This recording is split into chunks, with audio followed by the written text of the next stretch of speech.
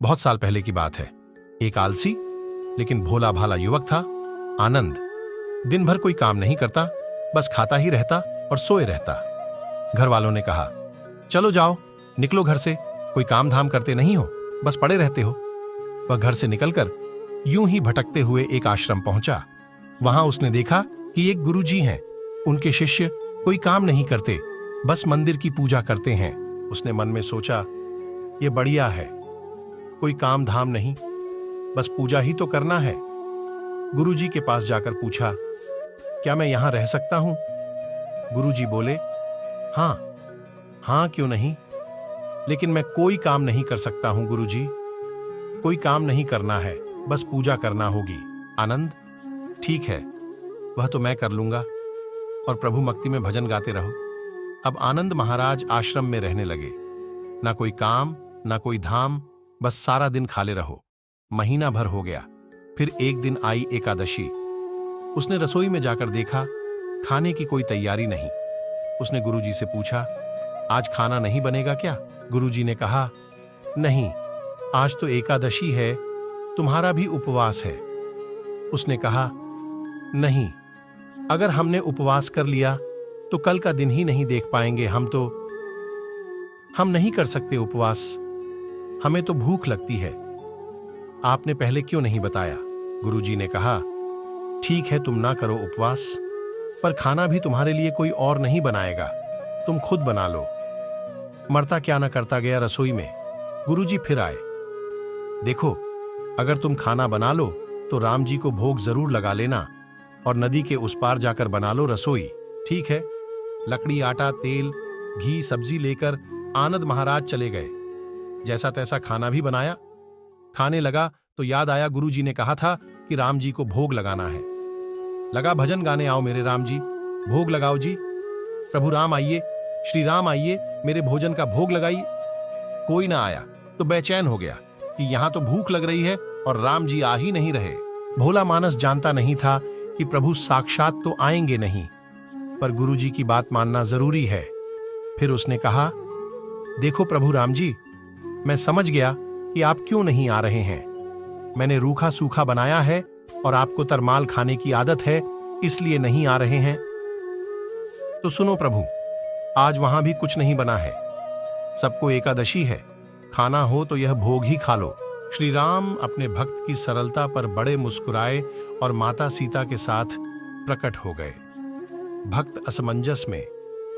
गुरुजी ने तो कहा था कि राम जी आएंगे, पर यहां तो माता सीता भी आई है, और मैंने तो भोजन बस 2 लोगों का बनाया है। चलो कोई बात नहीं, आज इन्हें ही खिला देते हैं। बोला, प्रभु मैं भूखा रह गया, लेकिन मुझे आप दोनों को देखकर बड़ा अच्छा लग रहा है। लेकिन अगली एकादशी पर ऐसा न करना, पहले बता देना कि कितने जन आ रहे हो, और हां, थोड़ा जल्दी आ जाना। राम जी उसकी बात पर बड़े मुदित हुए, प्रसाद ग्रहण करके चले गए। अगली एकादशी तक यह भोला मानस सब भूल गया। उसे लगा प्रभु ऐसे ही आते होंगे और प्रसाद ग्रहण करते होंगे। फिर एकादशी आई। गुरुजी से कहा, मैं चला अपना खाना बनाने पर। गुरुजी, थोड़ा ज्यादा अनाज लगेगा, वहां 2 लोग आते हैं। गुरुजी मुस्कुराए, भूख के मारे बावला है। ठीक है, ले जा और अनाज ले जा। अब की बार उसने 3 लोगों का खाना बनाया। फिर गुहार लगाई, प्रभु राम आइए, सीता राम आइए, मेरे भोजन का भोग लगाइए। प्रभु की महिमा भी निराली है। भक्त के साथ कौतुक करने में उन्हें भी बड़ा मजा आता है। इस बार वे अपने भाई लक्ष्मण, भरत, शत्रुघ्न और हनुमान जी को लेकर आ गए।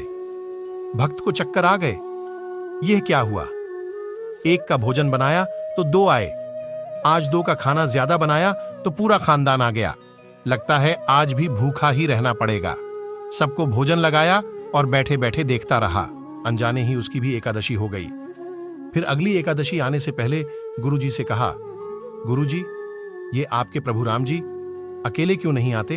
हर बार कितने सारे लोग ले आते हैं। इस बार अनाज ज्यादा देना।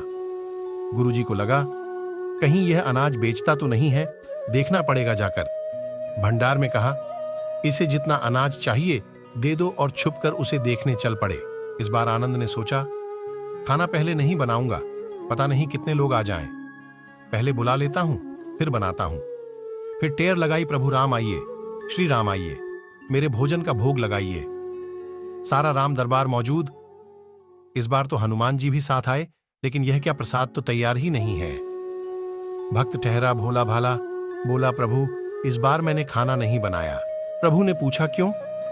बोला मुझे मिलेगा तो है नहीं, फिर क्या फायदा बनाने का, आप ही बना लो और खुद ही खा लो।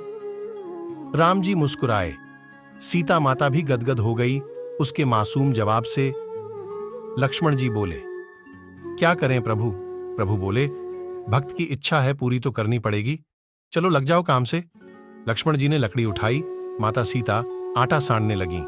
भक्त एक तरफ बैठकर देखता रहा।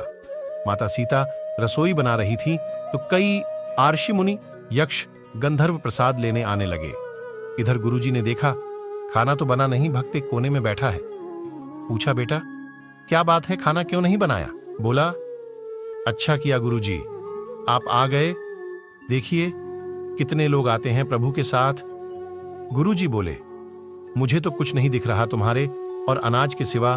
भक्त ने माथा पकड़ लिया, एक तो इतनी मेहनत करवाते हैं प्रभु, भूखा भी रखते हैं और ऊपर से गुरुजी को दिख भी नहीं रहे, ये और बड़ी मुसीबत है। प्रभु से कहा आप गुरुजी को क्यों नहीं दिख रहे हैं? प्रभु बोले मैं उन्हें नहीं दिख सकता। बोला क्यों? वे तो बड़े पंडित हैं, ज्ञानी हैं, विद्वान हैं, उन्हें तो बहुत कुछ आता है, उनको क्यों नहीं दिखते आप?